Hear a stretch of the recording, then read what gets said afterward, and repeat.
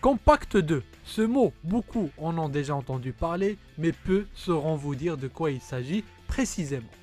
Abdelghani Khdar, directeur général de Millennium Challenge Account Morocco, l'agence en charge de la gestion du programme Compact 2, était l'invité de la rédaction de Finance News Hebdo. Il s'est livré au jeu des questions-réponses afin d'expliquer en quoi consiste concrètement ce programme et expliciter le rôle joué par l'agence MCA Morocco dans le développement économique du royaume. Bonjour, nous sommes ravis de recevoir ce matin Abdelghani Khdar, directeur général de Millennium Challenge Agency Morocco, MCA Morocco, donc l'agence en charge de la gestion du Compact 2 signé, je vous le rappelle, avec le gouvernement américain, entre le gouvernement américain et le gouvernement marocain en 2015 et entré en vigueur en 2017. Alors ce fameux Compact 2, monsieur Khdar, vous allez nous en dire un peu plus, histoire de rapprocher nos téléspectateurs de ce programme et de son importance et aussi savoir comment il fonctionne. Merci de me recevoir. Donc effectivement, le Compact 2, c'est un programme qui est signé avec les États-Unis à travers Millennium Challenge Corporation, un programme de développement. C'est un programme de 450 millions de dollars avec une contribution du gouvernement d'environ 82 millions de dollars. Il doit être au moins égal à 15%. Et c'est deux grands projets dans deux secteurs importants, l'éducation et la formation pour l'employabilité et la productivité du foncier. Avec le premier projet décliné en trois sous-activités. La première, c'est l'éducation secondaire. La deuxième, c'est la formation professionnelle. La troisième, c'est l'emploi. Et le deuxième bloc de la productivité du foncier, une première activité, c'est le foncier industriel. Une deuxième, le foncier rural, la milquisation des terres collectives. Et une troisième, c'est la gouvernance du foncier. Donc, c'est une agence, des projets, mais c'est surtout une façon de faire les projets avec les différentes parties prenantes qui prennent la concertation, l'inclusion sociale, la prise en charge des questions environnementales et de l'impact sur les bénéficiaires. Tous les projets doivent répondre à une logique de rentabilité économique surtout, c'est-à-dire en termes d'amélioration des revenus des bénéficiaires. Les projets doivent se réaliser dans un délai de 5 ans. Donc ça commence en 30 juin 2017, ça se termine en 30 juin 2020. C'est un véritable contre-la-montre. Exactement, c'est une course contre la montre. C'est une pression de tous les jours, mais c'est passionnant aussi parce que nous travaillons avec une population parfois vulnérable, comme les agriculteurs, mais où on travaille pour améliorer leur situation. Toute la philosophie du Compact, c'est de réduire la pauvreté à travers la croissance économique. Et tous les projets, il y a une dimension modèle, nouveau modèle innovant. Il y a une dimension expérience pilote sur une échelle significative pour que le gouvernement puisse par la suite répliquer s'il le souhaite après avoir évalué. Il y a aussi une dimension réforme qui pour la première fois est introduite. Beaucoup de projets, que ce soit dans la formation professionnelle, dans le foncier industriel ou dans le foncier tout court, la gouvernance du foncier, c'est de nouvelles réformes à mettre en place et qui parfois font appel à beaucoup de mobilisation et de coordination des parties prenantes avec une valeur ajoutée significative et certaine pour les différents secteurs. Parlons justement concrètement des projets. Vous en avez lancé un la semaine dernière, donc c'était un appel à projet dans le cadre du FONZID, c'est-à-dire le Fonds des zones industrielles durables. Aujourd'hui même, vous lancez un autre appel à projet dans le cadre du programme d'emploi basé sur les résultats. Quelles sont vos attentes par rapport à ces deux projets et pouvez-vous nous en dire plus sur les tenants et aboutissants et sur les objectifs qui sont cherchés? Effectivement, je voudrais d'abord revenir sur ce mécanisme innovant qui est l'appel à projet. L'appel à projet a été préconisé par le Compact en tant que moyen de mettre en œuvre un certain nombre de projets innovants. Là où on donne à la société, aux acteurs, qu'ils soient ONG, au secteur privé, la possibilité de faire des propositions et de contribuer donc, par des propositions innovantes. Donc on a retenu ce mécanisme pour les zones industrielles. On a recouru à ce mécanisme pour la formation professionnelle, Fonds Charaka, et on recourt à ce mécanisme pour ce fameux fonds emploi financement basé sur les résultats pour l'insertion des jeunes.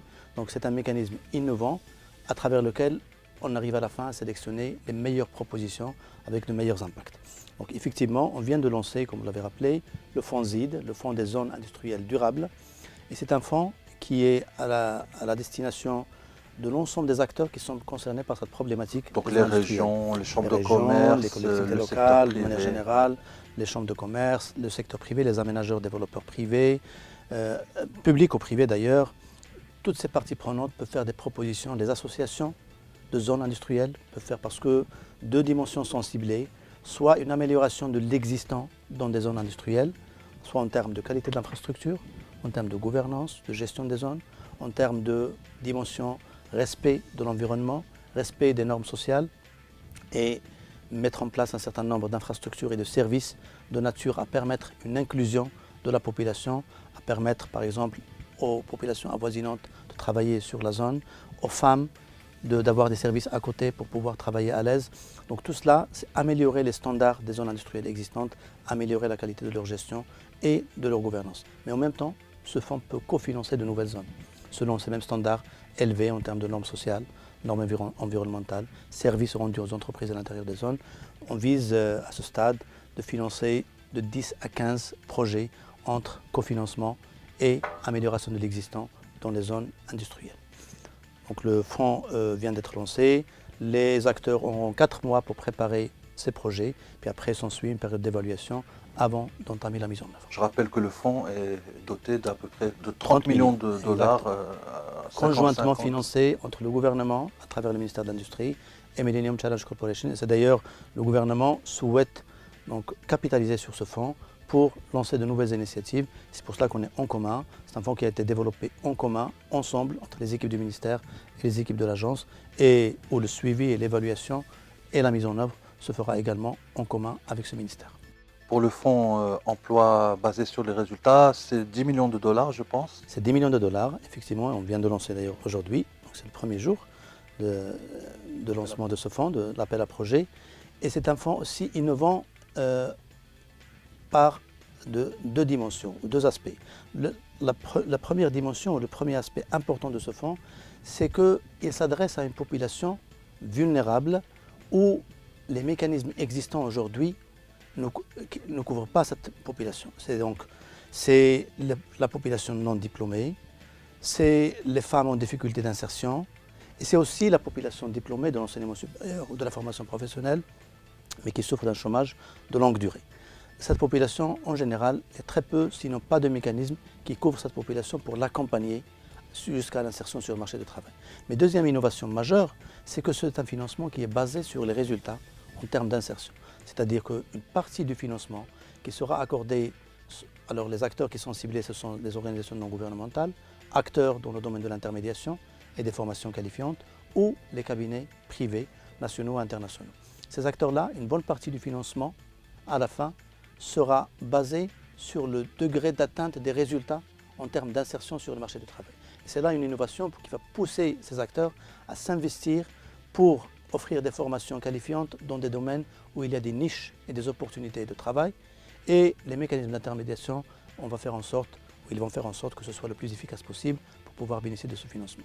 Et donc, on vise une population d'environ 9000 jeunes qui seront accompagnés à travers ce mécanisme, avec une insertion au moins de 6000 d'entre eux. C'est quelque chose d'important, d'assez significatif pour permettre de porter à l'échelle par le gouvernement. Nous travaillons d'ailleurs avec le ministère du Travail, de l'insertion professionnelle et de l'ANAPEC pour pouvoir élargir cette expérience par la suite et la répliquer sur une large échelle. On peut donc dire que votre agence, l'agence que vous dirigez, elle joue presque un rôle d'éclaireur ou de défriche des terrains jusqu'ici inexplorés pour éventuellement, enfin on l'espère bien sûr, qu'ils puissent être dupliqués à une échelle beaucoup plus grande. Donc c'est un peu ça l'intérêt. C'est un laboratoire, voilà. Mais en même temps, souvent les projets de développement et les plus innovants d'entre eux nécessitent un peu d'expérimentation, ce qui n'est pas en général possible avec les fonds publics.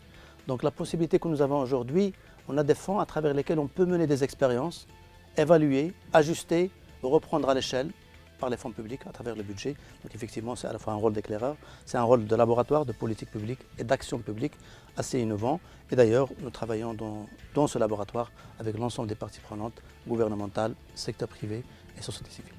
Merci beaucoup, M. Abdelghani El Khdar, d'être venu nous voir et d'avoir répondu à nos questions.